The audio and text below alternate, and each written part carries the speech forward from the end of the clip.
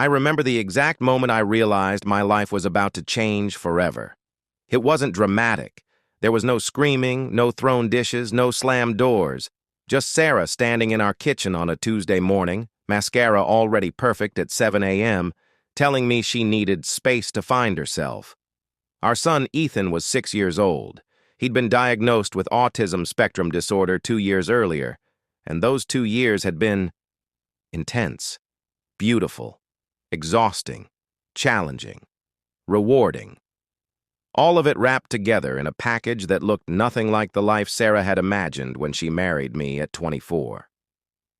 We lived in a modest 3-bedroom house in suburban Portland, Oregon, the kind of neighborhood where people still waved to each other and kids rode bikes until the streetlights came on. I worked as a software engineer for a mid-sized tech company, the kind of stable, boring job that paid well enough but would never make us rich. Sarah had been a marketing coordinator at a boutique firm downtown before Ethan's diagnosis made her work schedule impossible to maintain. The morning routine had become almost sacred in our house. Ethan needed structure. No, he craved it the way other kids craved candy. Wake up at 6:30, brush teeth, get dressed in clothes I'd laid out the night before because unexpected choices caused meltdowns that could last hours. Breakfast was always the same. Scrambled eggs, toast cut into perfect triangles, orange juice in the blue cup, never the red cup. The red cup was wrong, though Ethan couldn't explain why, and I'd learned long ago not to ask questions that had no answers. Sarah used to do mornings with me, used to sit with Ethan while he ate, making soft comments about the birds outside or the shape of the clouds.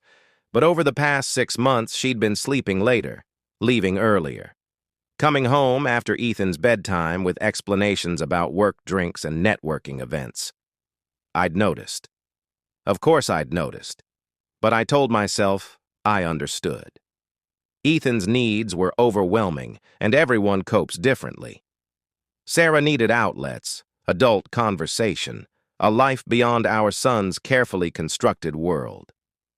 That Tuesday morning, though, she was up early, dressed, packed. "I can't do this anymore, David," she said, and her voice was steady, rehearsed. "I love Ethan, I do, but I'm drowning. I need to remember who I am outside of this." She gestured vaguely at our home, at our life, at our child who was in his room lining up toy cars by color, humming the same 4 notes over and over. "How long?" I asked. My voice was calm. I pride myself on staying calm. "I don't know. A few months, maybe longer.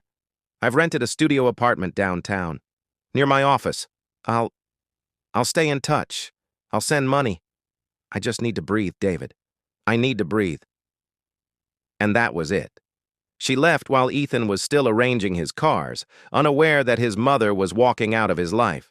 She left before he could ask for his goodbye hug, before she'd have to see his face crumple in confusion. I didn't cry. I didn't shout. I watched her car disappear down our street, and then I went to check on Ethan. He'd moved on from cars to blocks, building elaborate towers according to some pattern only he could perceive. He didn't look up when I entered. "Mama left," I said softly. "Okay," Ethan replied, not looking at me, not processing, or perhaps processing in ways I couldn't understand. The first few weeks were brutal. I won't pretend otherwise. Single parenting a neurotypical child is hard. Single parenting a child with autism it's like playing a video game where the rules change every level and nobody tells you how. I rearranged my work schedule. My boss, Tom, was surprisingly understanding. His nephew was on the spectrum. I started working from home 3 days a week, going into the office only when Ethan was at his special education program. The program was expensive, eating up a quarter of my salary, but it was worth it. They understood him there. They didn't expect him to be someone he wasn't. Sarah called twice in the first month. Brief conversations where she asked how Ethan was doing and told me about her newfound freedom. Yoga classes, book clubs, gallery openings. She sounded lighter, happier, younger. I listened and said little. What was there to say? The second month, she called once. The third month, not at all. I stopped expecting her to come back. I stopped hoping for it. Instead, I focused on Ethan, on understanding the intricate, beautiful, frustrating way his mind worked. That's when I noticed the drawing. Ethan had always liked art supplies, crayons, markers, colored pencils, but he used them oddly, creating abstract patterns rather than recognizable objects. Spirals and grids and fractals, the same shapes repeated with obsessive precision. I'd saved some of his drawings, tucking them into a folder the way any parent would, but I'd never really looked at them. Not carefully. One evening, about 4 months after Sarah left, I was cleaning up after dinner when I found a new drawing on the kitchen table. Ethan had used colored pencils this time, and the result was striking, mesmerizing even. It was another abstract pattern, but there was something hypnotic about the way the colors flowed together, the mathematical precision of the repeated shapes. I held it up to the light. "Ethan, this is beautiful." He didn't respond. He was watching a video about trains for the 100th time, rocking slightly in his favorite chair. I pinned the drawing to our refrigerator. Subscribe, like this video, and tell me where you're watching from so I know how far my story reaches. Now, back to my story. The drawings multiplied. Every day, Ethan produced at least one, sometimes 3 or 4. He'd sit at the kitchen table for hours, utterly absorbed, his hand moving in careful, deliberate strokes. He never hesitated, never erased. It was like he could see the finished image before he started, and he was simply transcribing something that already existed in his mind. I bought him better supplies, professional-grade colored pencils, heavy art paper. He used them all without comment, but his output increased. Our refrigerator couldn't hold them all, so I started keeping them in a portfolio case. 6 months after Sarah left, I took a few of Ethan's drawings to a local frame shop. I couldn't explain exactly why. Maybe I just wanted to see them treated like real art, not just the doodles of a disabled child. The woman behind the counter was in her 50s, with paint stains on her fingers and glasses hanging from a beaded chain. She looked at Ethan's work for a long moment. "Did you do these?" she asked. "My son." "How old?" "6. She was quiet, studying the patterns. "These are remarkable. Really remarkable. The mathematical precision, the color theory. Does he have formal training?" "He's autistic," I said, as if that explained everything. Maybe it did. "There's a gallery downtown, small place, very selective. They specialize in outsider art. Would you mind if I passed your information along to the owner?" I shrugged. "Why not?" "Sure." 3 days later, a woman named Patricia called me. She owned the Meridian Gallery in Portland's Pearl District. She'd like to see Ethan's work. All of it. I brought the portfolio case to her gallery on a Saturday afternoon. Ethan came with me, uncomfortable in the unfamiliar space, clinging to my hand. Patricia was younger than I expected, maybe mid-30s, with the kind of cultivated artistic style that probably took hours to look effortless. She spread Ethan's drawings across a white table, taking her time with each one. Minutes passed. Ethan hummed and rocked beside me. I waited. "I'd like to show these," Patricia said finally. "A small exhibition, 6 pieces to start. I can't promise they'll sell, but I have clients who collect this kind of work specifically. Outsider art, art brut. There's a real market for it." "How much?" I asked. "I'd price them at $3,000 to $5,000 each. We split the proceeds 60-40, with 60 going to the artist." I almost laughed. $3,000 for something my son made in an afternoon at our kitchen table. But I kept my face neutral. "All right." The exhibition opened 2 months later. I didn't tell Sarah. I didn't tell anyone except my boss and Ethan's teachers. It felt private somehow, fragile, like if I talked about it too much, it might evaporate. 4 of the 6 pieces sold in the first week. Patricia called me, excitement vibrating in her voice. "David, this is unprecedented for a new artist. People are responding to his work. Really responding. I'd like to organize a larger show. 20 pieces. Prime wall space. I think we could price them higher." "How much higher?" 8 to 10,000. Maybe more for the larger works." The world felt surreal. Ethan didn't understand any of it, of course. He just kept drawing, kept producing these intricate, impossible patterns that apparently spoke to something in people I couldn't name. Sarah called around this time. It had been months since we'd spoken. She sounded strained, asking about Ethan in that guilty way people do when they know they should care more than they do. "He's good," I said. "Really good. He's been drawing a lot." "That's nice," she said absently. "Listen, David, I've been thinking about maybe visiting, seeing him. I miss him." I doubted that, but I said, "Sure, whenever you want." She didn't come. The second exhibition was even more successful than the first. All 20 pieces sold. Patricia started getting inquiries from collectors in Seattle, San Francisco, New York. Ethan's work was featured in an online magazine about emerging artists. Someone wrote that his pieces captured the hidden order of the universe, the mathematical poetry that underlies all creation. I read that aloud to Ethan while he drew. He didn't react. By the end of year 1, Ethan's art had earned almost $200,000. I put it all in a trust fund for him, keeping only what I needed to cover the increased costs of his therapy and education. I hired a better behavioral specialist. I enrolled him in an art therapy program that actually understood his gift. Sarah called more frequently now. She'd heard from someone, a mutual friend maybe, that Ethan was doing something with art. She wanted details. She wanted to be involved. I gave her nothing. "He's drawing, that's all." Year 2 was transformative. Patricia connected us with a major gallery in New York that specialized in outsider art. They wanted 15 pieces for a group show featuring neurodivergent artists. The opening was covered by art blogs and magazines. A collector from London bought 3 pieces at $20,000 each. Ethan was 8 years old. He still arranged his toys by color. He still needed his breakfast eggs just so. But he was also making art that people across the world wanted to own. I started documenting his process. Not for social media. I kept Ethan's identity private, never showing his face, never using his full name. But I took photos of him working, videos of his careful, methodical movements. Patricia thought it might be useful someday. "For authentication purposes," she said. "For history." I wasn't thinking about history.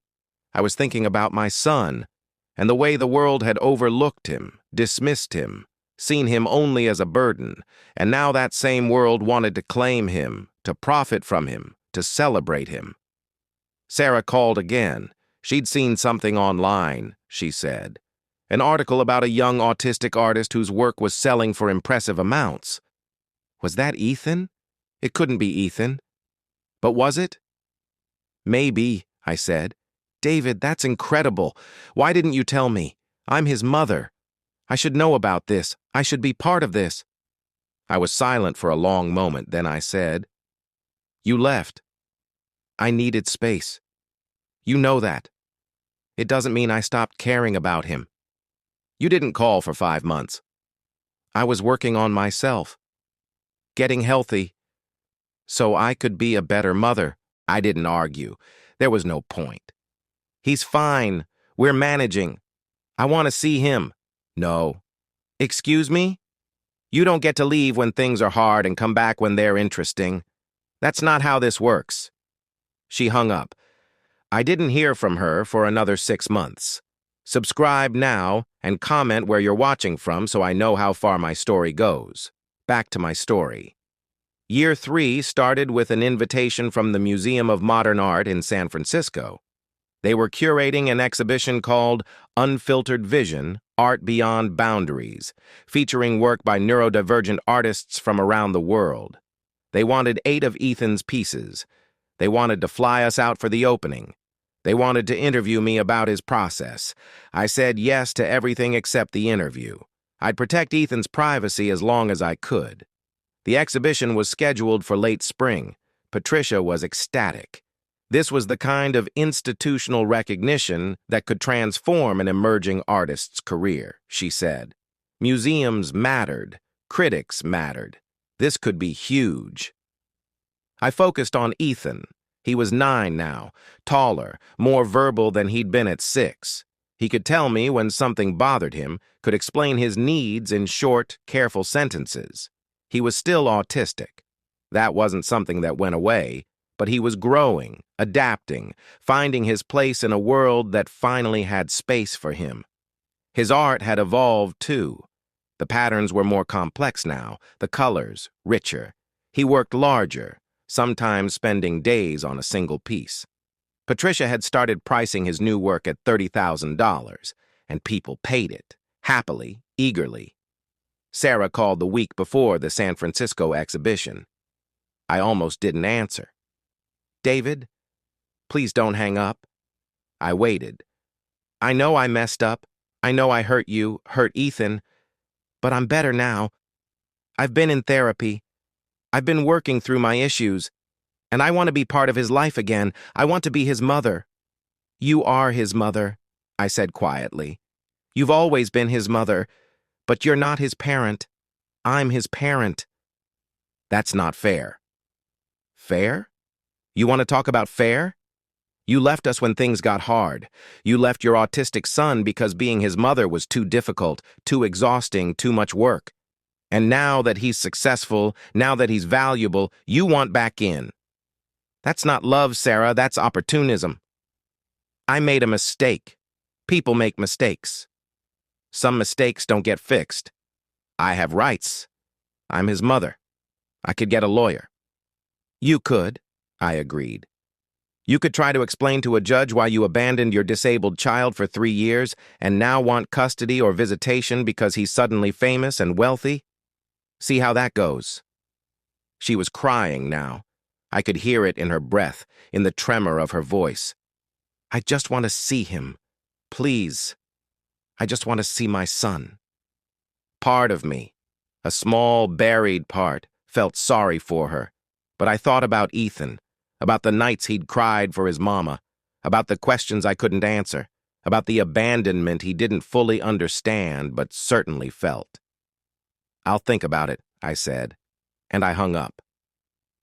The San Francisco exhibition opened on a Thursday evening in May. The museum was packed. Collectors, critics, artists, curious onlookers. Ethan's pieces were in a dedicated room, hung on white walls with perfect lighting. I stood in the doorway, holding Ethan's hand, watching people study his work with reverence. They didn't know he was there. He was just another kid in the crowd, uncomfortable in dress pants and a button-up shirt, stimming quietly by rocking on his heels. A well-dressed man in his 60s stood before one of Ethan's largest pieces, a 4-foot by 4-foot explosion of geometric patterns in blues and golds. He stared at it for a long time. Then he turned to the woman beside him, his wife, I assumed, and said, "I want it." "Do you know what they're asking?" she replied. "I don't care. I want it." 2 days later, Patricia called. "David, sit down." I'm sitting. "The piece from the museum, the big one. Someone made an offer." And $4 million. The world stopped. Or maybe I stopped. I couldn't feel my hands, couldn't feel my breath. What? $4 million. They're a serious collector. They've bought Basquiat, Warhol, major outsider artists. They want Ethan's work. They want to build a collection around it. David, this is unprecedented. This is life-changing. I looked at Ethan. He was on the floor of our hotel room, arranging complimentary soaps by size, completely unaware that his life, our lives, had just transformed. "I need to think about it," I said. "Think about it? David, this is $4 million. I need to think about it." I didn't sleep that night. I lay in the hotel bed, listening to Ethan's soft breathing in the bed beside mine, thinking about what this money meant. security, freedom. The best therapies, the best education, the best life I could give him. No more worrying about insurance coverage or program costs. No more choosing between different treatments because we couldn't afford both. But also exposure, publicity, people knowing who Ethan was, where he lived, how much he was worth. People like Sarah, people who dismissed him when he was just autistic and now would want to claim him, to profit from him, to own a piece of his success. In the morning, I called Patricia. Accept the offer, but with conditions. Ethan's full identity stays private. No press using his photo, his full name, or our location. All proceeds go into his trust, and I want final approval on any future exhibitions or sales. Done. Consider it done. The sale went through 2 weeks later. $4 million transferred into Ethan's trust fund. The news spread through the art world like wildfire. Articles appeared in major publications. Autistic child artist sells piece for $4 million. The hidden genius of neurodivergent art. Young artist breaks records. My phone wouldn't stop ringing. Reporters, gallery owners, documentary filmmakers, people wanting interviews, wanting access, wanting pieces of Ethan's story to sell to their audiences. I ignored all of them, except one call from Sarah. David, I saw the news. $4 million, is that true? Yes.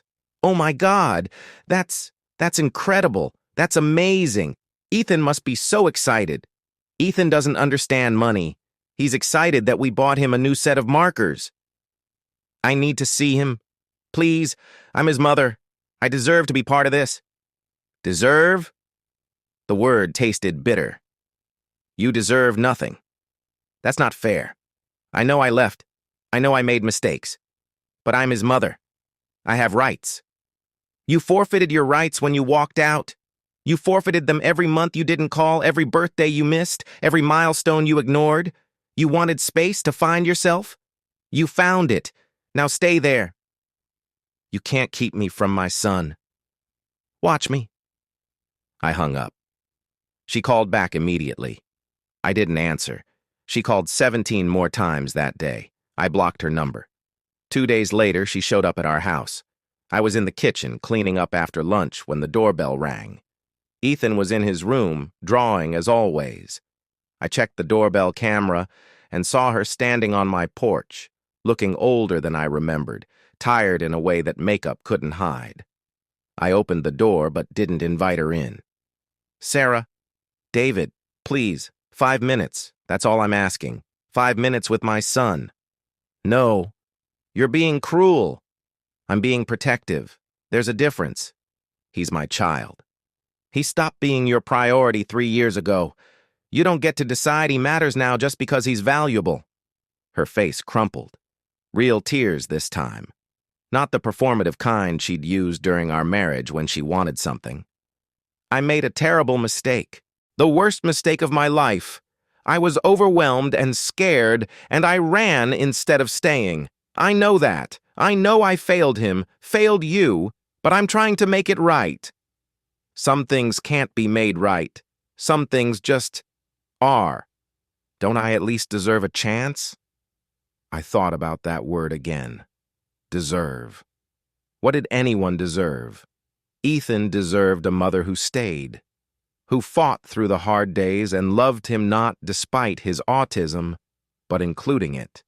He deserved patience and understanding and unconditional presence. He didn't get that. He got me instead, a father who was learning as he went, making mistakes, doing his best. And he got a mother who left. Maybe you do deserve a chance, I said finally. But Ethan deserves better. And between what you deserve and what he needs, he wins. Every time. What does that mean? It means I'll tell him you want to see him. I'll explain that you left but you're back now. And I'll let him choose. But Sarah? He's 9. He barely remembers you. You're a stranger to him now. And if he says no, if he doesn't want contact, you respect that. You earn your way back slowly on his terms, or you don't earn your way back at all. She nodded, still crying. Okay, yes, thank you, just Thank you. I told Ethan that evening. We were in his room, surrounded by his art supplies and carefully organized collections. He was lining up erasers by color, completely absorbed. "Ethan, can we talk about something?" He looked up, met my eyes for a brief moment. Progress. 6 months ago, he wouldn't have looked at me at all. "Your mama. Do you remember her?" He thought about this. "Yellow hair, smelled like flowers. Went away." "Yes, she went away. And she wants to come back. She wants to see you. Would you like that?" He considered the erasers in his hand. Blue, green, yellow, pink. "Will she stay?" The question broke something in me. "I don't know, buddy. I really don't know." "Then no. I don't want someone who leaves." And that was it. Simple, clear, a 9-year-old's perfect logic. I called Sarah that night. "He doesn't want to see you." "What? Why? Did you tell him I love him?" "I told him you wanted to visit. He asked if you'd stay. I said I didn't know. He said he doesn't want someone who leaves." The silence stretched between us. Finally, she whispered, "I understand. Maybe someday he'll change his mind. When he's older. When he can understand the complexity of adult choices and human weakness. But right now, he just knows you left, and now you're back because he's successful. That's all he can understand." "I don't care about the money, David. I swear, I just want my son." "Then prove it. Disappear again. Leave us alone. Don't call. Don't visit. Don't insert yourself into his life because he's suddenly interesting. If you really love him, respect his choice. Respect his need for stability and safety. And maybe, someday, when he's ready, I'll tell him you asked about him. That you cared. That you wanted to be part of his life. You're asking me to give up. I'm asking you to let him decide his own relationship with you. When he's ready. If he's ever ready." She hung up. I haven't heard from her since. Life continued. Ethan kept drawing. Patricia organized more exhibitions. Collectors kept buying his work. The trust fund grew. I invested carefully, consulted with financial advisors, made sure my son would be taken care of for life. We moved to a bigger house in a quieter neighborhood. I hired a full-time aide to help with Ethan's care when I was working. I enrolled him in a specialized school that celebrated his differences instead of trying to fix them. He's 11 now, taller, more confident. He tells jokes sometimes, usually about trains or patterns or the strange ways neurotypical people behave. His art has evolved again. The patterns now incorporate recognizable elements, fragments of the world rendered in his unique style.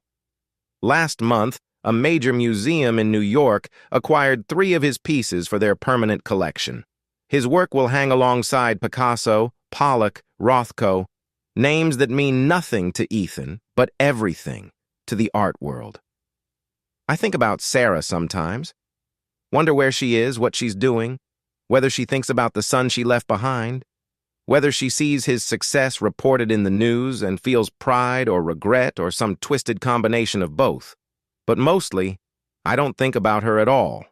I think about Ethan, about the way he hums while he draws, the way he rocks when he's happy, the way he trusts me to understand him even when his words don't quite work. I think about the fact that he chose me, chose stability, chose presence over a mother who wanted back in only when it was convenient. That's the real revenge, I suppose. Not the money, not the success, not the proof that the child she abandoned was never the burden she believed him to be. The real revenge is that I get to be here for all of it. I get to watch him grow and create and become himself. I get his trust, his love, his presence. And she gets nothing. Not because I'm keeping him from her, but because he chose. A 9-year-old boy looked at the choice between a mother who left and a father who stayed, and he chose truth over blood. Sometimes, late at night when Ethan's asleep and the house is quiet, I take out the portfolio of his early work. The drawings he made in those first desperate months after Sarah left, when I was barely holding things together, when I didn't know if we'd make it. They're still beautiful, still intricate and impossible and perfect. They were always valuable. I just didn't know it yet. Nobody did. Except maybe Ethan, in his way, creating something true and real and entirely his own. That's what Sarah never understood. Ethan wasn't broken. He wasn't a burden. He wasn't something to be fixed or escaped from. He was just himself, exactly as he needed to be, waiting for the world to catch up. I caught up. I learned his language, his rhythm, his way of seeing. I chose to stay, and in the end, that simple choice, to stay, to be present, to love him as he was, that changed everything. The art world calls Ethan a prodigy, a genius, an artist whose work transcends traditional boundaries. They write academic papers about his technique. They analyze his use of color and pattern. They debate whether his autism is incidental to his talent or inseparable from it. I call him my son, and I call myself lucky. Lucky that I got to be there. Lucky that I didn't leave. Lucky that when the world finally recognized what I'd known all along, that my boy was remarkable, I was standing right beside him. Sarah wanted space to find herself. I hope she did. I hope she's happy wherever she is, whoever she's become. But she'll never know Ethan the way I do. She'll never see the small smile he gets when a pattern finally clicks into place. She'll never hear the soft laugh he makes when something delights him. She'll never feel the trust in his hand when he reaches for mine. She forfeited all of that. Not because I took it from her, but because she walked away from it. And when she tried to walk back, when our son's success made her remember what she'd left behind, it was too late. The door she'd closed behind her had locked from the inside, not by my hand, but by Ethan's choice. That's the thing about revenge, I've learned. The best kind is quiet. It doesn't announce itself. It doesn't gloat or grandstand. It simply lets consequences unfold naturally, inevitably, like a pattern Ethan might draw, each element following the previous one with perfect, inescapable logic. Sarah left because parenting Ethan was too hard. She came back because his success made it easy. But parenting isn't about easy. It's about showing up, day after day, through the hard moments and the boring ones and the beautiful ones you didn't know to expect. I showed up. She didn't. And now, 3 years later, $4 million richer, with a son whose art hangs in museums and galleries around the world, I sit at our kitchen table watching Ethan draw. The same kitchen table where Sarah told me she needed to leave. The same room where I became a single parent to a child the world told me was broken. Ethan finishes his drawing. Another impossible pattern, another glimpse into his remarkable mind. He holds it up for me to see. Good? He asks. Perfect, I tell him. Absolutely perfect. Because he is, just as he is, just as he's always been. And I'm the one who gets to see it, every single day. That's my revenge. That's my victory. Not in her loss, but in what I gained by staying. In the end, Sarah didn't leave me with a burden. She left me with a gift.